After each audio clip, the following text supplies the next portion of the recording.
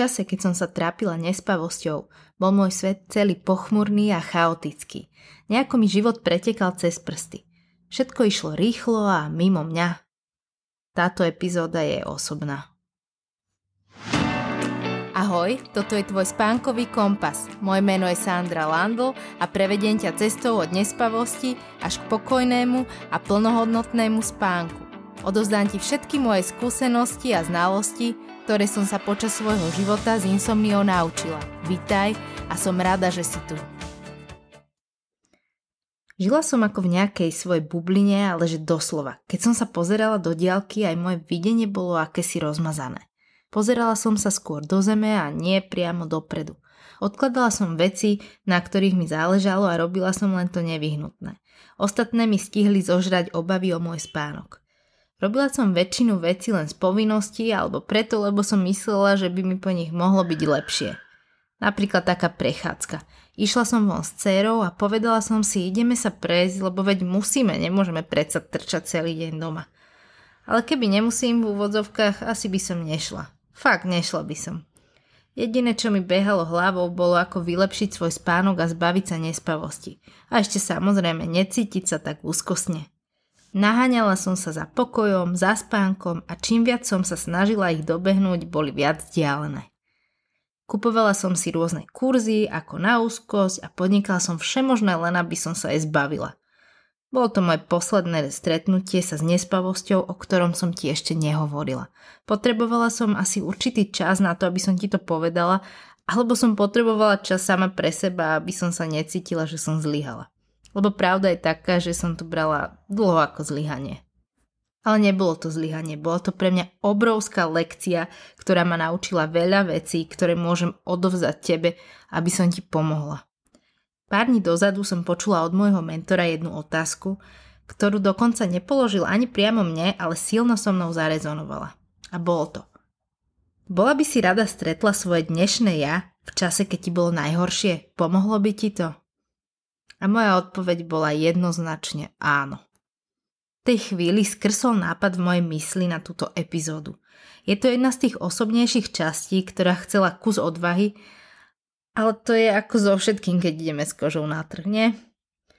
Ale keď sa nad tým tak zamyslím, prečo nebyť k sebe úprimný? Sme ľudia, všetci sme v tomto v podstate podobní, ak nie rovnakí. Snažíme sa byť dokonalí, ale čo keď tá dokonalosť je nuda a zbabelosť dokopy? Keď si to vezmem, práve úprimnosť a ľudskosť je to, čo na ľuďoch väčšinou obdivujeme, pretože po nej v hĺbke duše všetci tak trochu túžime. A keď sa na to dnes pozriem, som osoba, ku ktorej by som v minulosti vzhliadala. Pretože moja nespavosť ma vyformovala a stala sa zo mňa silná žena. Myslím, že aj ty to tak máš. Cítiš sa teraz možno ešte zlomená, ale príde čas, kedy to tak nebude. Budeš na seba pyšná, že si to zvládla. A že ťa to obdobie veľa o sebe naučilo. To v podstate ako také naše zrkadlo, lebo sa pozrieme priamo do očí tým najtemnejším častiam seba, ktoré sme možno ani netušili, že máme. Keď si v živote zažívame ťažšie chvíle, bývajú to práve tie, ktoré nás miľovými krokmi posúvajú vpred. A bývajú to práve tie, ktorých by sme sa v čase ich odohrávania najradšej mávnutím prútika zbavili. Ale čo keby sme si možno v tej chvíli, keď sa nad dejú, uvedomili, že možno nie sú až také zlé a že niekedy odoznejú. Povedzme si na rovinu, nič netrvá večne. Všetko sa časom zlepší alebo znormalizuje a už to vnímame inými očami. A tak je to aj s nespavosťou. Keď prestaneme tlačiť na pílu, veci sa ako keby znormalizujú a začnú zlepšovať. A jedno je na tom úplne pozitívne. Nespavosť nepatrí medzi veci, ktoré trvajú večne, aj keď možno teraz máš ten pocit, ale naozaj nespavosť je niečo, s čím sa nebudeš musieť potýkať celý život. Ako si to, verím tomu, veľakrát hovorila. Hlavne chcem, aby si cítila tú silu a nádej, ktorú ti chcem dať. Lebo všetko, čo potrebuješ, je len byť sama sebou. Pamätám si, keď ma na smrť vydesilo, keď som čítala knihu od Walkera. A dnes by som si ju kľudne prečítala, alebo keď som mala rozprávať svoj príbeh o nespavosti, to bolo pre mňa niečo, čo by ma hneď vrátilo do strachu z nespania. Ale všetko chce svoj čas a treba povedať, je to cesta. Ale má úspešný koniec. Nespavosť nie je nič zatracujúce, je to len cesta poznania. Je naozaj osviežujúce vedieť, že nespavosť nemusí byť až taký strašiak, ako sa to na prvý pohľad zdá. Dnes to beriem ako životnú kapitolu, ktorá ma dostala až sem k tebe. A poviem ti, kde by ma v živote napadlo, že sa k tebe budem dnes prihovárať. Je pravda, že vždy som túžila pomáhať ľuďom a ťahalo ma to smerom k ľudskej psychike, ale vzdala som svoje sny po strednej škole, kde som nedosahovala ideálne výsledky.